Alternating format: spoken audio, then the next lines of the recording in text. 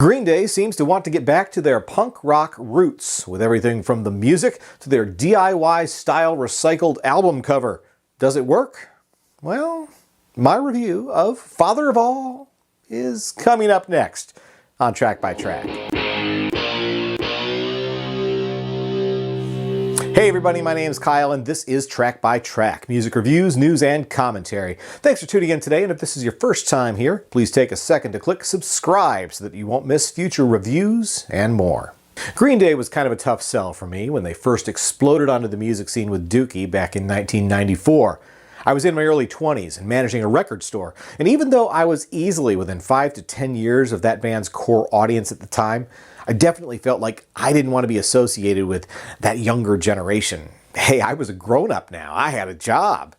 I mean, you know, it was a record store, but it was a grown-up job. I was no longer one of those teenagers that I saw in my store that had to save up their allowance for weeks to come in and buy Dookie, or else try to shoplift it. If you've seen the movie High Fidelity, let me tell you something. The scenes in the record store were practically a biography of our real-life shop. All of us that worked there were huge music fans, but also huge music snobs. So needless to say, Green Day's breakthrough didn't really resonate with me at the time of its release. In fact, I didn't even give the band much of a chance until they released American Idiot 10 years later. That album was absolutely undeniable. Certainly the band's masterpiece, but also an album that deserved to transcend their fan base. Hopefully, I'm preaching to the choir here, but I'd say American Idiot is arguably one of the best rock records of the past 20 years. It was also an album that hit me at a very different time in my life. At that point, if you do the math, you'd correctly guess that I was in my early 30s. I was working at a radio station and had long since gotten past the woohoo, I'm a grown-up phase. I'd gotten to be much more open-minded about music of all genres and was always eager to hear new music or to discover the gems that I might have missed. So after being blown away by American Idiot, I started to dig back into Green Day's music that I'd missed while I was busy being a pretentious music snob. Insert your snide comments here.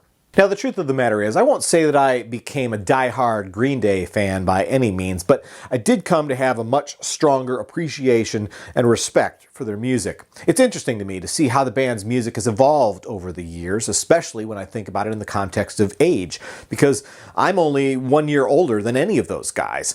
I appreciate how much of an edge they've managed to keep to much of their sound and how they've never fully abandoned their punk rock roots. In fact, on the new album, Father of All Motherfuckers, I'd say the more punk rock moments are some of my favorite moments on the record.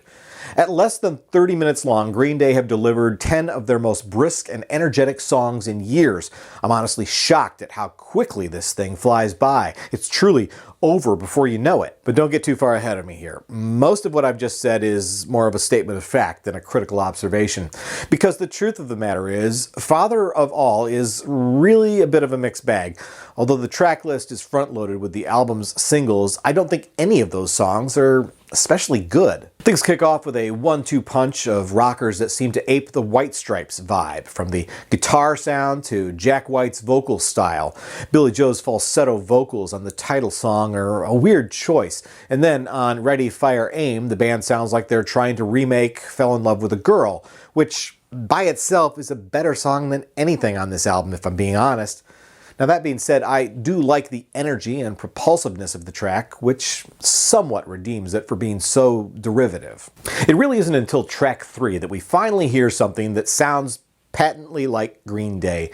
As Oh Yeah kicks off, you get this familiar feeling like, oh yeah, there's my band. But then the chorus drops with the Joan Jett sample, and it's just like, what just happened? I don't know. I don't get it. I'm not sure why the guys would go with a sample rather than writing their own hook here. And what's especially troubling about it is the fact that the band has been explicit about how much they despise Gary Glitter, the convicted pedophile that wrote the original song Do You Want to Touch Me that Joan Jett covered in the 80s. Green Day is donating proceeds from the track to charity, which is noble, I suppose, but that doesn't change the fact that Gary Glitter is still getting paid and credited as a songwriter for the song. So maybe not sampling him would have been a better idea? As track 4 kicks in, now's a good time to mention that Green Day partnered with producer Butch Walker to work on this album, and that influence really shows on the song Meet Me on the Roof.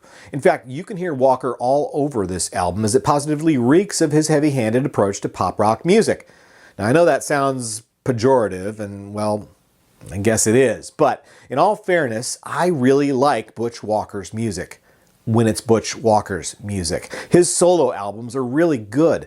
I even included one in my Great 28 series last year. But every time he works on someone else's music, it just doesn't land right for me. This song in particular feels very out of character for Green Day. Although I must say I love the lyric, "I'm taking drowning lessons." That's a clever turn of phrase. I'll give the guys that much. The Butch Walker sound continues on what's easily the worst song on the album, "I Was a Teenager." Everything about this track feels completely uninspired, from the stupid title to the litany of repeated cliches in the lyrics, like "I don't want to freak you out" or "School is just for suckers." I mean, maybe I should be glad that the chorus sings "full of piss and vinegar" instead of another cliche, "young, dumb, and full of..." Well, you get the idea. As we cross the halfway point, though, things start to turn around. "Stab You in the Heart" is unquestionably wildly derivative, practically a punk rock remake of the Hippie Hippie Shake with a rockabilly vibe, like an edgy version of the Stray Cats. There's nothing especially original about it, but it's ridiculously fun and it totally works. Easily an album highlight for me, as is the more straightforward punk rocker Sugar Youth that comes up next. Both tracks inject the album with an urgently needed sense of, well, history, the band's history. They're a nice nod to the band's roots and their influences. Then on Junkies on a High, I feel like the band is making a nod to their later material, like the excellent American Idiot or even their previous effort, Revolution Radio. I like the instrumentation on this one, and dare I say the production as well. And lyrically, I gotta say I dig a line like "Kool-Aid is my motto, oh yeah." But I gotta say the guitar riff here totally sounds like a Nine Inch Nails song, but I can't immediately place it.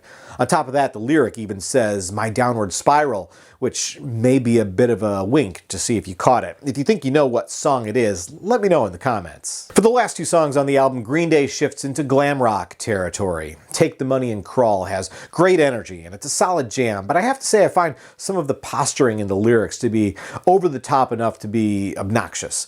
And finally on Graffitia, the guys feel like they might go full-on Mony Mony, but instead they kind of wrap things up with, it's a decent enough track, I guess, even if it goes nowhere musically. But I'm puzzled as to why they'd choose it as an album closer. I mean, the only way I could see them, say, closing a concert with this is if they turned the ending into a call and answer with the audience. Speaking of Green Day in concert, that's one of the things I was thinking about a lot as I've been listening to this album.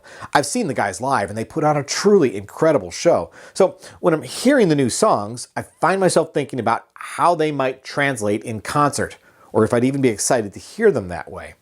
And the sad truth is, there's probably nothing on this new album that I'd want to see on a Green Day set list more than, say, something from Revolution Radio.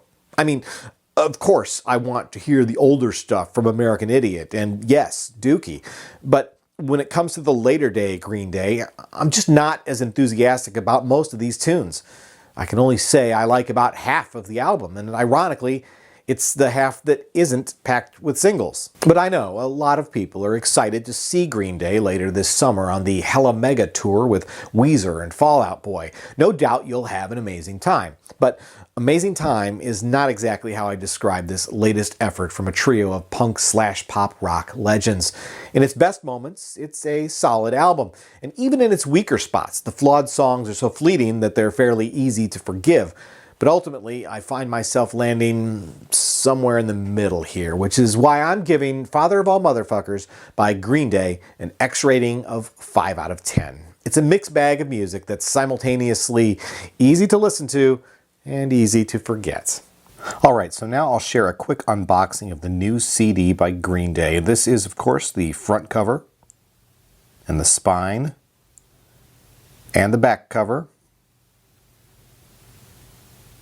Taking a look inside, here's the CD and the art under the CD tray. Finally now we'll take a look at the CD booklet. I'll just flip through the pages for you now.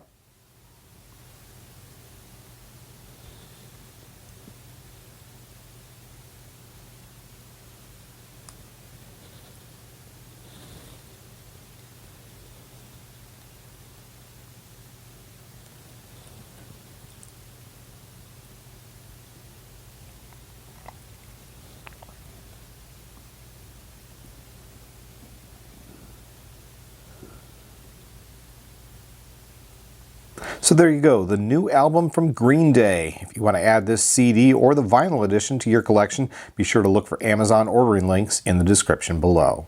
Once again, my name's Kyle, and this has been Track by Track. If you like this video, please be sure to give it a thumbs up. Plus, check out some of these other videos below that I think you might also enjoy. And of course, be sure to click subscribe, because true music fans always want new releases the day they come out.